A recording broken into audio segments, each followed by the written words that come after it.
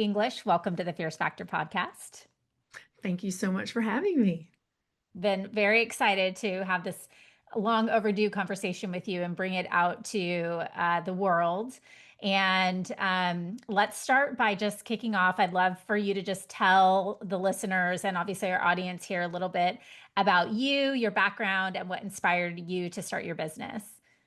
Yeah, thank you so much. I have a unique start in aesthetics in the sense that I did not want to go into aesthetics when I was a PA. In fact, I was pretty anti-aesthetics, but from a genuine place. I have a family member whose insecurities were, in short form, exploited by a plastic surgeon. And so I was very averse to anything that felt untrue to a woman. And in my youth, of course, a lot of that felt untrue because we just have no idea what aging even is in our 20s.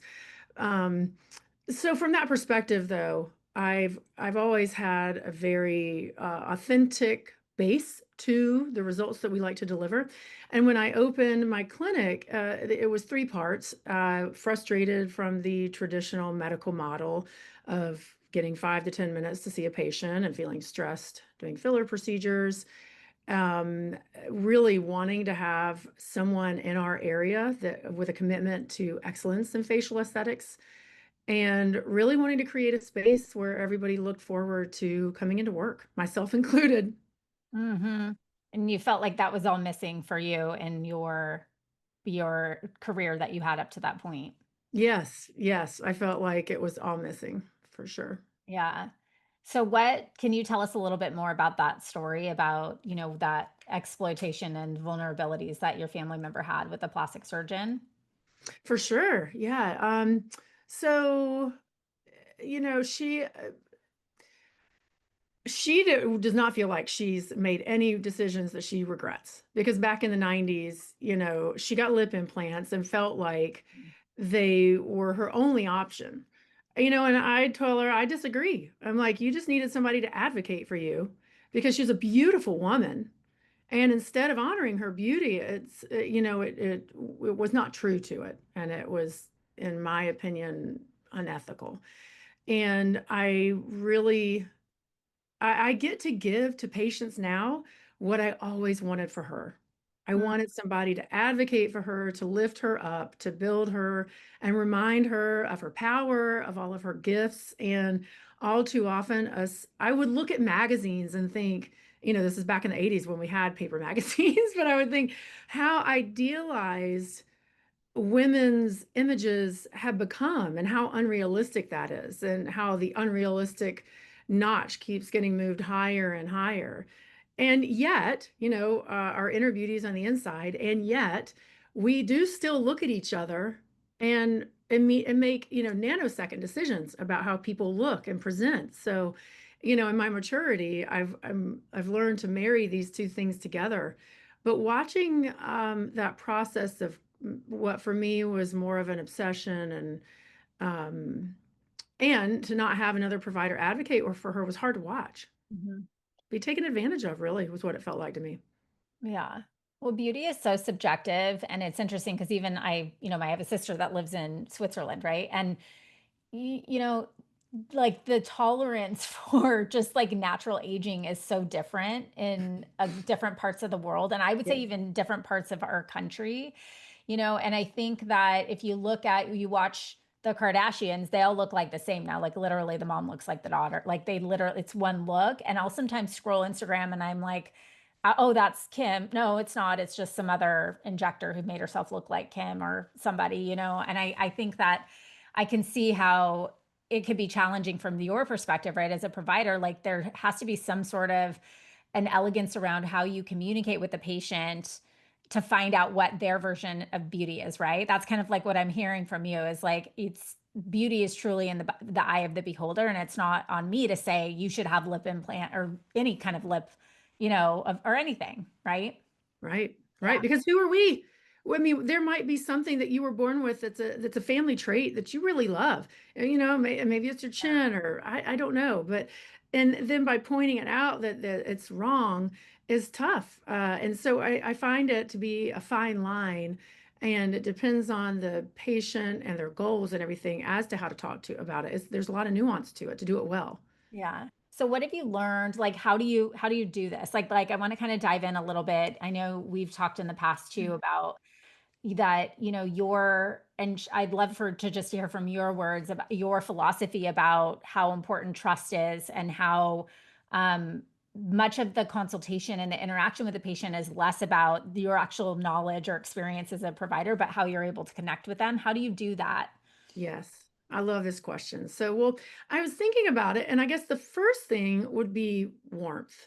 Everybody, when they come into a room, they want to feel welcome. They want to feel like you are excited and ready to see them. And I've always gotten a lot of positive feedback about my enthusiasm. So there's that. But then the other piece to that is really zeroing in on what their goals are. And everybody's like, yeah, yeah, yeah, we know we ask what the goals are. But no, this is literally what are your goals and what are the feelings behind that goal? So you don't like these lines, you don't like this hollow, but how does that make you feel? What's the feeling behind it? And if we can connect based on how you feel, at the end of the day, you're going to build the most trust with your patients by helping them feel seen, by Mm. validating their feelings, by acknowledging. Sometimes women just need to be seen, just to say, "Oh my gosh, it's so hard when other people point out that you're tired when you're not." I mean, and especially this gets to be so tricky in middle age because as women, we all love to hear nice things about how we look, but more and more often we're hearing, "God, are you mad? Or are you sad? Or are you tired?"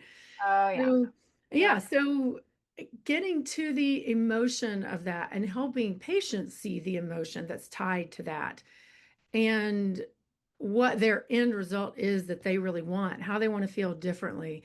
We're trying to learn more about this person on an emotional level. Mhm. Feel like it's just such a fast-paced world and we're all overstimulated, overworked. Everyone's tired. I don't meet So much if so. if we're all honest, there isn't a woman I meet that at least isn't jacked up on some drugs that is like, "No, I'm tired." Like, "Kayla, I'm tired." You know what I mean? And so Yes. sometimes, like, do you feel like you're kind of a therapist in ways? Like your patients come to just like, I need to just connect with you. Yeah. Yeah, and when everybody's lonely, and nobody really Yeah. understands that other women are going through the exact same thing, the same guilt and the same shame. And so when we're talking about connecting with the emotion of the result that they want, well, what are the feelings around why they've waited until now? Mm. Or what blocks do they have to other treatments? Sometimes it's the message from society. Sometimes it's from your husband. Sometimes it's from what the whispers you hear friends say about other friends or confusion because there's so much information out there. Yeah. Well, it's very similar to coaching, I think, too, where like I was thinking about this the other day when I heard someone was like, say to someone else, "Wow, I love that coat." And she was like, "Oh, I got it on sale." And it was like, it Yeah. was almost as if she was minimizing, like instead of just saying thank you and accepting it, like there was Yes. something in her head that was saying, "I'm not worthy of like that compliment as it is. I have to justify the fact that I invested in this for myself?" And I Mhm. think that there's that psychological piece. Like, Yeah. isn't that sort of the key? Like, if you can connect with a patient in that way, where you're really understanding what's happening behind the reason they're in your chair, right? Then Mhm. they're going to trust you and be loyal to you for that and on its own. Exactly. Yeah. Exactly. And all the people that are afraid, that have so much fear or shame, a lot of the times they end up being the ones that embrace the most when we are able to connect in this way. It's really breathtaking. So, how do you, just like a practical question, because if I'm somebody that's like, hey, I'm running a business, and I only got so much time with this patient, and we're going to end up off on a tangent, like, how do you practically integrate those types of like deeper level conversations into your appointment times? Is that something you think about? Do you ever get derailed from talking about the actual aesthetic plan, or is that not important because you're focused on what really matters? I love this question because part of the beauty of owning our own business is we get to call the shots. So so when I created my schedule, I made sure I had plenty of time to do these things. And occasionally I'll run over, but for the most part, It depends on the person, but for the most part, on a first visit, we really zero in on what their immediate goal is. And depending on the person, we might be opening the doors for a general plan of recommendation. And it might be for that person that we're not going to do that day. And they'll come back for their follow up to look at their results, because that's the big trust builder, too. As we were Yeah. talking about connecting with the feeling, it's also proof. They need to see proof. If they are not getting before and afters, a follow up, they may not see the value of the service that you've provided, and this is a really, really, really important part of your trust building. I, in my youth, used to think that I was doing patients a favor by saying, no, no, no, no, don't worry. If you don't come in if you don't feel like you need to. But the problem with that is if they're underwhelmed, but they forgot where they started and you don't point it out, they'll never know. They'll Mm, never know. And then you're the bad guy when you did nothing wrong. So it's literally, I tell patients it's for them and it's for me, mhm. because they get that feedback, but also as an injector, if I'm not doing a great job, I need to see it too. Right. Well, and it reinforces that this isn't just a treatment. This is like a program. This is a journey, right? And like, yeah, I think of that. Because you guys, someone said to me the other day, when I look at a face, I know, and she waved her hand like this, like I just know, you know? And I was like, that's so interesting that, but for that patient, that is like, that's a 3 year, like investment of time and money and like the patience of like, I'm feeling pain right now. And so there's just like, it's so important to be able to communicate that and also to your point, like make them feel beautiful so that they feel Mhm. worthy of it. But Right. also, so like there's a question in the chat that said, like, how would you go about addressing a patient if they said, well, what would you do to me? Okay, so I get this question a lot, and I like it because, and I'll be very transparent. I'm like, look, I get it. I'm the professional, and it's not that I can't do this, but I think you are going to feel better about the money that you spend. You're going to feel better about the results that you get when we come from a place of what you are seeing that is eating you alive. Because here's the reality. Mm, You can get five different opinions about what it is that you need, but whatever it is that bothers you is still going to bother you. It still will. And the worst part about it is that if it's other opinions about what you need outside of your own, that feels like a body pile. First you've got this thing that you're not really either being honest with yourself about or your provider that bothers you, that you want help with. And then yeah. your own opinion, the weight of it, and then their opinions and multiple opinions if you're seeing multiple people. So, Yeah. um, I do a feel out because there are women that come in here that are clearly very confident. And for those women, they're like, no, no, you don't understand. I work, I can't deal with this. And we need to do this. And I'm like, all right, game on. But for other patients, it's different because they're on a different journey. They're on a different journey. Yeah, no, for sure. I And as heard far as the I listened to a podcast I maybe sent to some of you guys, but it was the CEO of Airbnb and he was talking about values and I think Simon Sinek was interviewing him and he asked like, well, do you compromise? Like what don't you meet your employees in the middle, right? Like they want this and you want this. And he was talking, they're kind of talking about this dance, right, with your team. And he said, you know what I found when I go halfway, I don't get what I want. When they go halfway, they don't get what I want. So I'm Yeah, going to go all the way and I'm just going to find people who are going to meet me where this is the standard, right? And I yeah, think it's kind of like that. Like you have to be in the control seat in the sense of like I'm here to help you accomplish your goals and then you need to trust me in this process fully and all along this whole plan, right? yeah. So some the questions are firing away in here, so I'll kind of be popping these in. So one question is, how does it work when you move patients to another provider? So we're talking, so much about connecting deeply, Mhm. understanding patients' goals, really building that connection with them. Have you found that to be, I don't know, I guess just start there. How do you then transfer that patient to someone else? I don't know, do you have an opinion about that? Yeah. So, well, I screen very, very carefully. And there might be certain patient, and when I have had other providers, there may be we see if they're open to it, first of all. It's like, and we don't make a big deal about it. It's here, we're going to book you with Susie on X day. And then they're like, great, okay. And then it's a good fit. And if not, If there's any bulk at all, okay, well, no big deal for now. This Yeah. is a growth process because I realize that I do things differently here. So as my injectors with me grow, they are learning how to do this too. I think part of it's just intentionality, like knowing like this is our goal. It is to establish this trust by creating, safety with patients. What are some English or the some of the ways that you create this sense of emotional and physical safety in the moment that a client enters the treatment room? So when a new like are there certain things like getting eye level, or is there something that you some sort of a tool you use just sort of practically, like what are some of, if someone's like, oh, I want to really improve my consultation and the way that I connect initially with a patient, are there some things that you would advise? I wish I could remember the source, but there was a great study that women prefer face-to-face consultations and men prefer side by side. Okay. It has to do with confidence and posturing, but men feel a little bit more challenged, I think, front to front, which is why they like side to side. And it's not that women don't feel challenged, it's just like they can make eye contact and connect with us. So, for sure, if you're speaking to a woman face to face, if you're on a man side by side, and that would definitely be, that's always how I start with those different genders.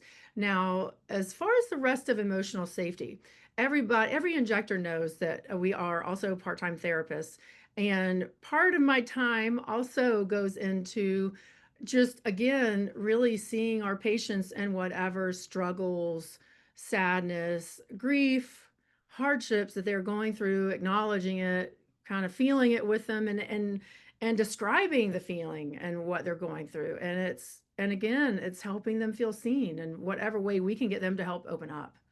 Mhm. It's pretty priceless. Yeah. Um, how about like going into that idea of confidence? And I know this is something you and I have had conversations over the past couple years a lot about, like Yeah. developing, your confidence as a person that translates into like everything else in your life. And, how has your personal journey around finding, and not to say you weren't ever confident, but finding the confidence in yourself in areas of, for example, building a business, right? That you, in things you hadn't done before, how do you think that translates into the work that you do and the way that you instill confidence into your patients as a provider? That's such a great question.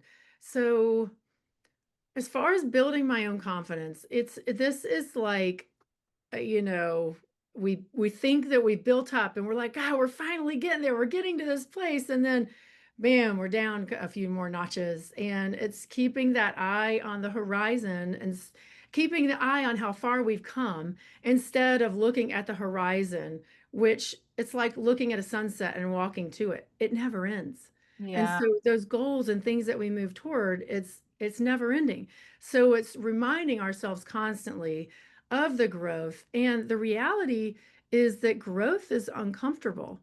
It's messy. And when we're really doing good growth, it doesn't feel good.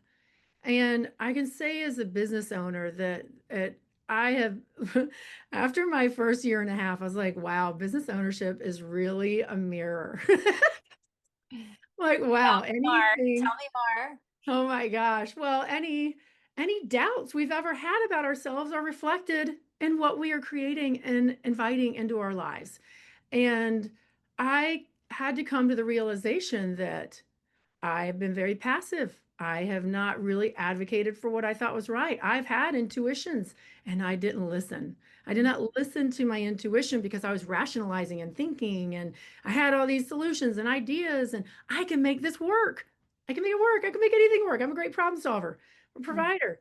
And that's not how it works. And it's been an important lesson in trusting in self-trust and mm, learning that I can trust myself by listening to that intuition, allowing that intuitive whisper to get louder and louder has been invaluable. Now, I will also add that, and this is not a plug, but being a part of this community has been and I'm getting chills, but it's been the greatest.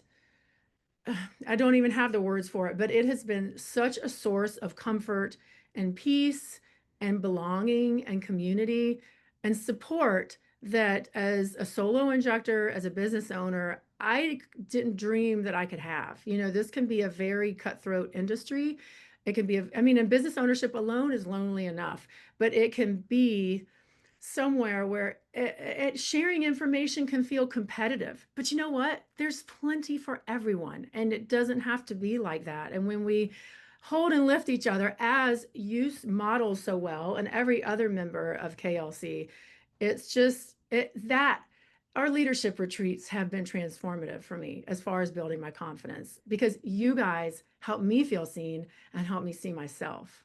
Oh, thank you, English. That means a lot to me. I Well, it's appreciate that. honest. It's true.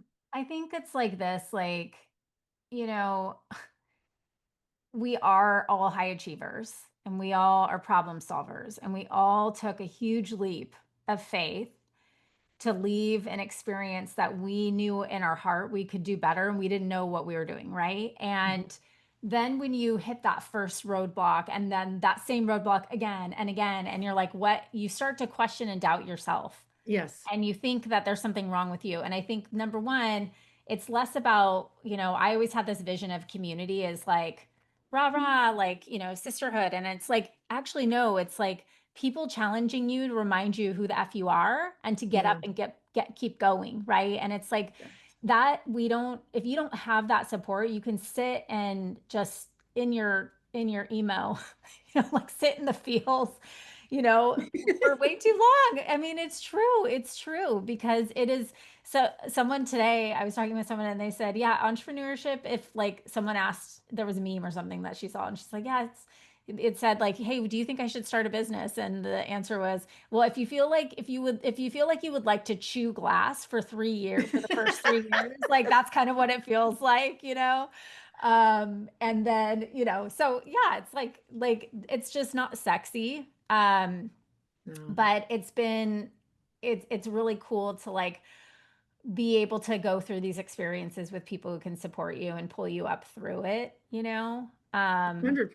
And Yeah, just like we have to model the leadership that we want to be for our team, yeah, we have to model the confidence that we want for our patients and the being okayness. And that's what, when you're asking me about the timing for this, I'm like, I'm going to lean into this. This is way more time than any other injector would ever spend with somebody, but I believe in this so much and I exceeded any expectation I ever had.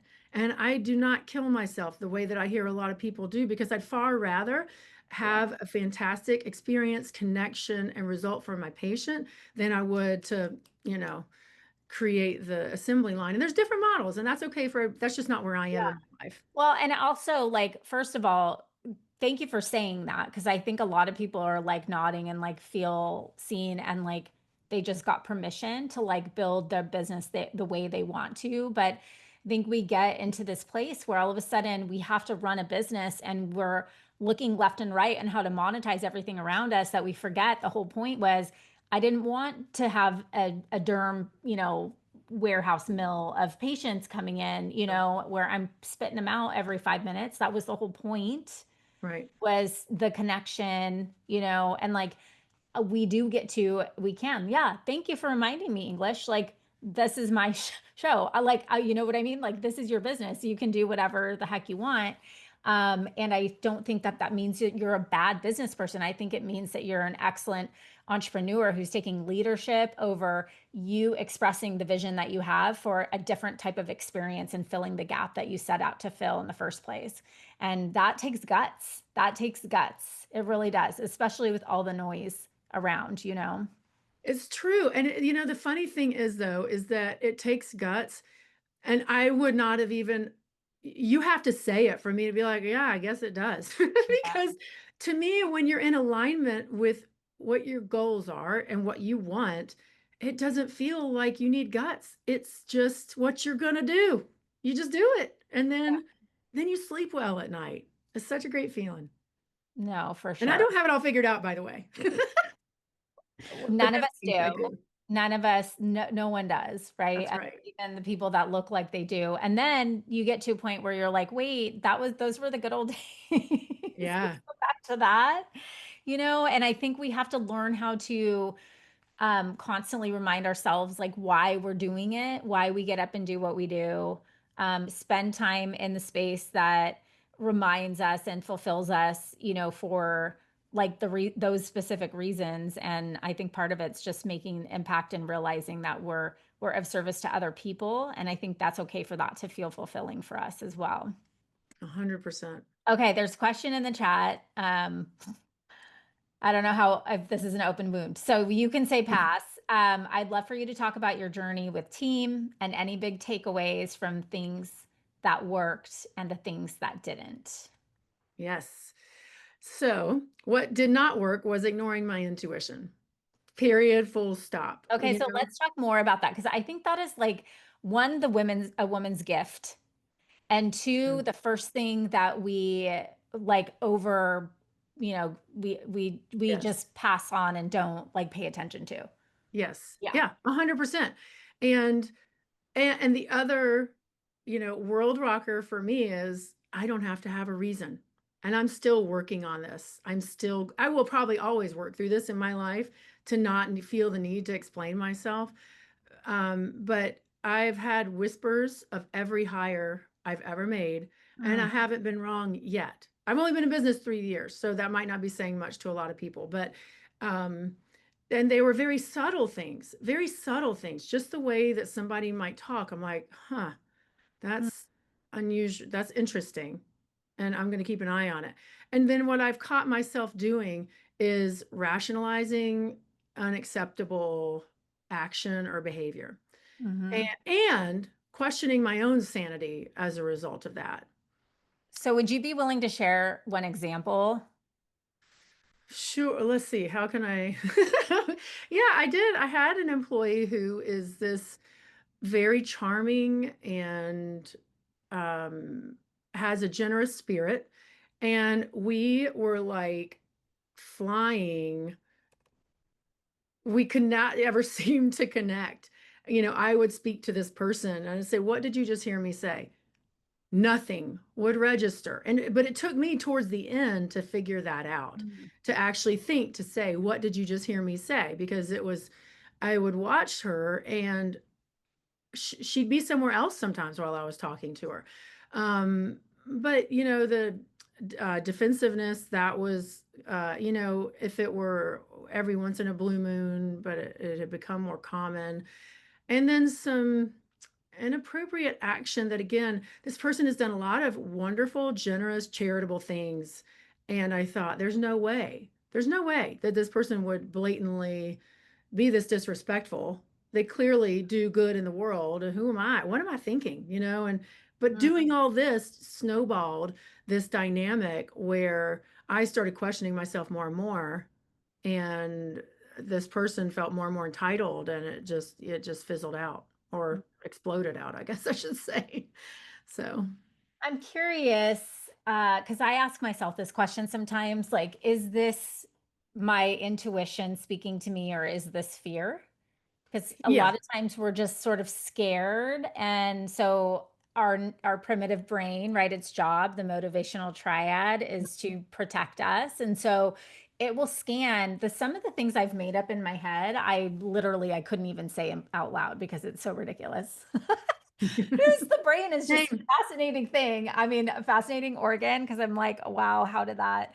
But that little, how do you have some sort of a filter where there or a tool maybe that a practice that you use that helps guide you to say, this is my instinct, or like, no, this is just fear and I need to move forward.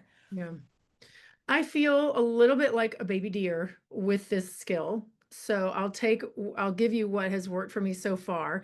The very, very best skill, and it's for anybody that's woo out there, for me is meditation. It's Mm, meditation all day long. Any whisper that I hear when my mind is quiet is almost always right. Now, I also believe in the power of God and manifestation, and I think that all those things can exist together.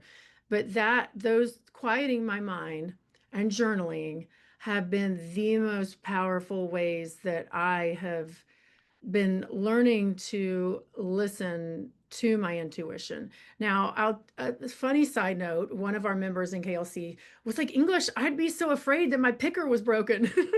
I was like, well, it is broken. Yeah. I've got a funky picker because of I think as women, it's not uncommon. And I know for me personally, I think growing up, I was constantly my own thought process was constantly challenged. So it makes sense that that's kind of trickling over in a professional way. But the self-awareness that Yeah. comes from failure, and Yeah. the failure is really what it takes to develop the self-awareness. And the self-awareness is how you're going to then differentiate what's the whisper and how am I rationalizing? But it's Yeah. a pattern. We got to slow down. Yeah. No, I love that. I mean, it's certainly experience brings, obviously wisdom, right? And I do think though, because you sort of like, I don't even know if you heard yourself sort of discredit yourself that you're only 3 years in business, but you're at a critical inflection point, and I remember being there too, where you are hiring a lot of people and you are going through and trying, and to your excellent point, sometimes you don't know what works until you just know what doesn't. Yes. And I think like most of our business manifesto was built on, let's not do that again, Yeah. like that's not going to work for me. But I remember that I think going back to that confidence piece and the feeling of worthiness, I remember being so desperate in a way and so longing to have somebody like be a part of this thing and like see the world like I Yeah. did and want to, and I think I sometimes muddled. I remember early on when I was in interviewing, I would just talk and talk and talk and talk, trying to sell everybody the dream. Like, oh, come on, like, look at what we're doing Yeah. and we're building here and the mission and blah, blah, blah, blah, blah. Yeah. And it was like, I almost didn't even shut up to listen long enough to somebody to actually let them tell me who they were, And I think that all of those like I don't think there's anyone, I know there's not anyone here who is building a company that is 3 years in that hasn't and will not go through those experiences. But the difference is, right, then how do you learn from that, and what are the takeaways that allow you to show up into those situations again stronger and wiser and as a more capable leader? Yeah, how do we come back to be the more capable leader and stronger? And again, I think it's just failing. I read something the other day and they were like, if you knew if it was going to take you 10 fails to reach your goal, wouldn't you fail faster? And it's like, and just remembering that, there may be some people watching us, but for the most part, no one cares what we are doing. No one is living in our head the way that we are. And so you just got to do you. You just got to do you and think about what's important, prioritize, and keep putting one foot in front of the other. Yeah, no, And absolutely. and I mean, and I think I have come into this a bit naive because the first full-time aesthetic job that I took, I don't think our business owners had any clue how lucky they were to have the culture that we created on our own. I didn't even understand how special this was until I opened my own business, but Mhm. they had 5 or 6 of us in like a closet. It was literally like a tiny kitchenette.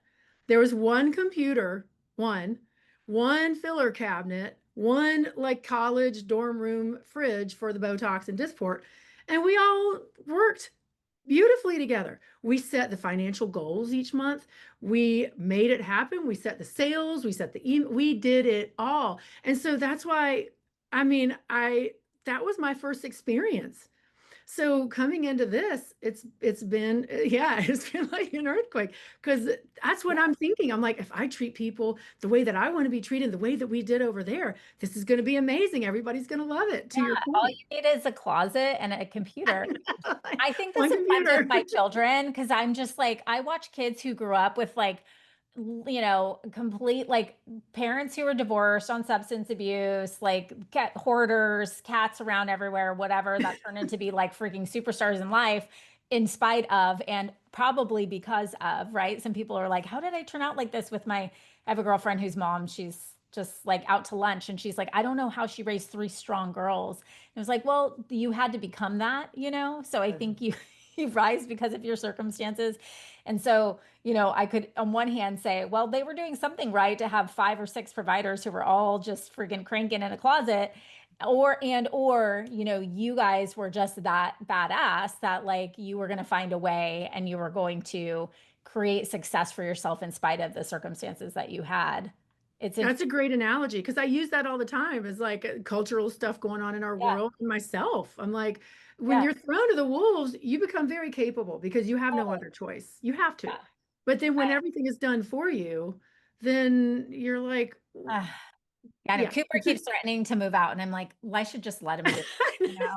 Like, yeah, just go for it. Let's do that. Oh man. So good. Oh, I know. those years. Yeah.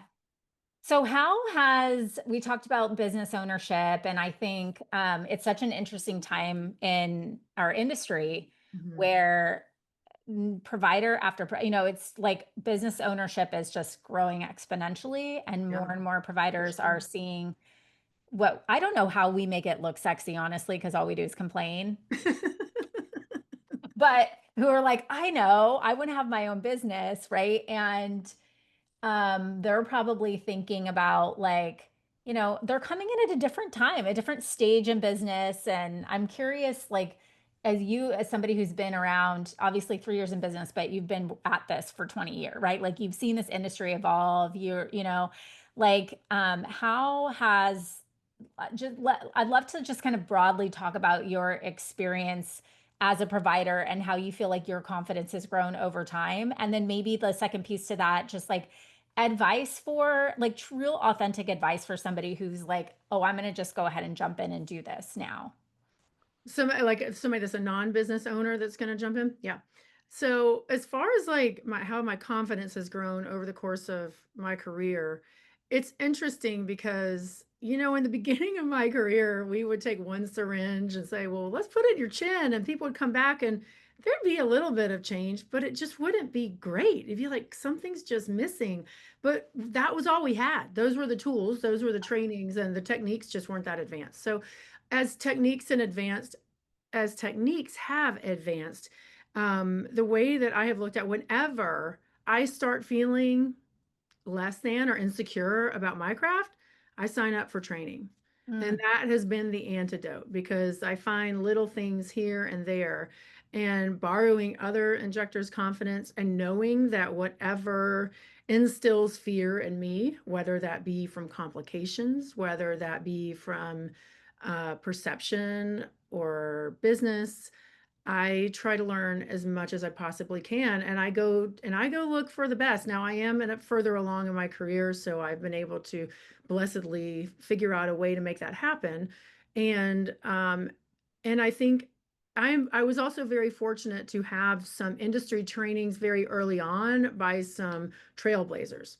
So that was really lucky because that set me up for success. So I guess having fleshed this out now, starting out, making sure that you are investing in people that have not only been around, but you've compared a lot of their work to a lot of other people's. Because when I first got on social, I was like, gosh, all these, where have I been? Have I been living under a rock? There's all these injectors, they're so great.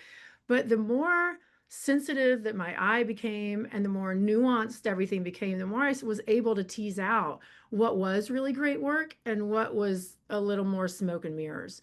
So as far as technical skills, that's a good starting point is to look for the experienced people that give good trainings. As far as opening a business goes, I started out with a business coach. I highly recommend that. I think there's a lot that you don't know going into it. And practically speaking, I needed a straightforward electronic medical record, and that set me up for success. I felt less chaos and paperwork, although it depends on what you're comfortable with. And as far as the rest of it goes, when I jumped in, my game plan was I'm pretty sure I can break even. And so, as far as planning on that, I would make sure that you feel like you have a patient base to start your business with.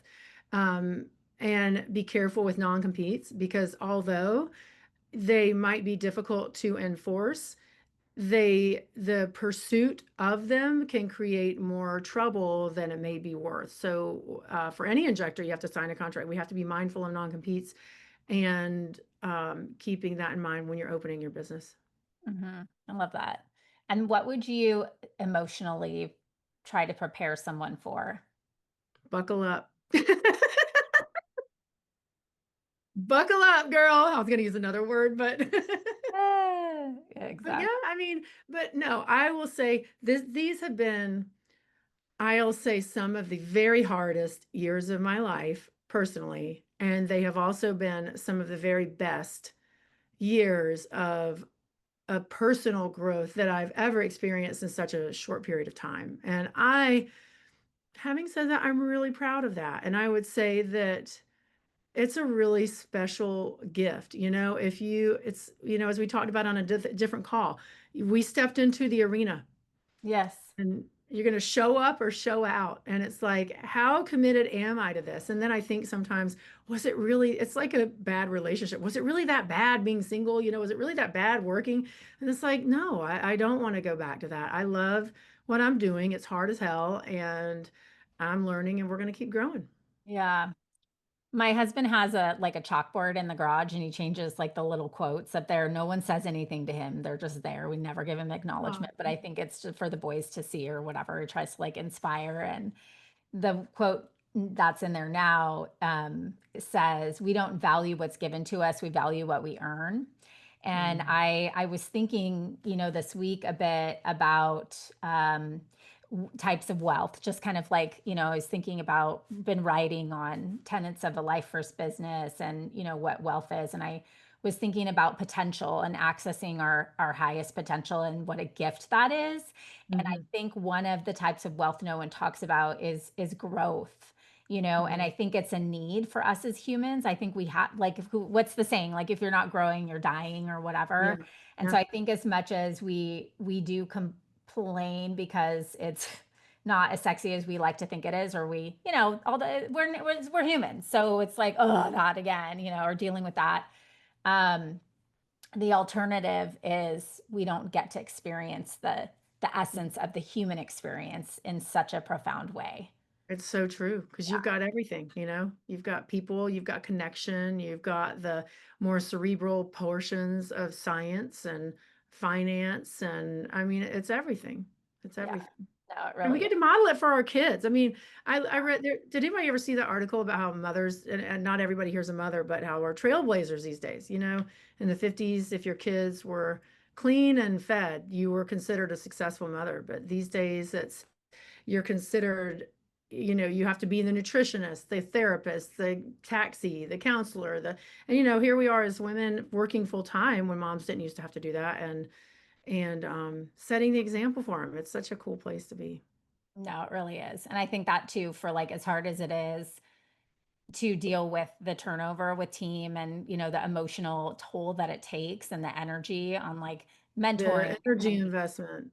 yeah. Yeah. And it's also like, I really do thank God, like, I'm like that. I was anointed that gift to be able to provide that kind of impact in life and opportunity for other people. So it's pretty special. I think everybody here, got the God wink, the little nod. So That's yeah. right. And you Um, definitely have a special gift. yeah. Well, English, this has been, there's a bunch of, everyone loves your quote. So borrowing another injector's confidence, I think borrowing other people's confidence. So that's, essentially such a theme that's underpinned this conversation in the sense I think a lot of us here are borrowing your confidence today. And I think it's evident that that's the goal for you in terms of the way that you run your business and interact with women in the world is to inject confidence into them. So it's very exciting. I'm excited, like TBD. I know there's some exciting things coming for you on that front. And it's fun just to kind of start the planting those seeds of conversation with you and excited to continue to watch you grow. Thank you so much for having me. This has been so much fun, and I appreciate you guys listening. Thank you, English. Take Thanks. care. You too.